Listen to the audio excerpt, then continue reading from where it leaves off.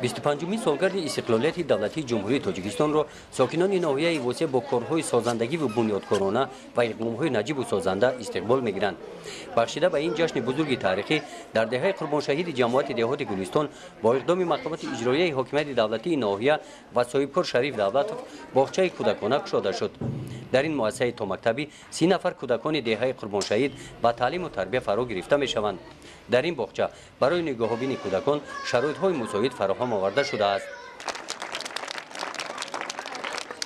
بخشیده به این سنه تاریخی در دهه گلابود جماعت دهات به نام عبدی عوضов در مؤسسه تحصیلات میانه عمومی رقم 33 به نام قربان رحمت برای سهم ارزنده گذاشتن در تعلیم و تربیت نسل نورس با اقدام فرزندان قربان رحمت و 6 نفر معلمان و 6 نفر خوانندگان فعال تحفه‌های پولی تقدیم کرده شده.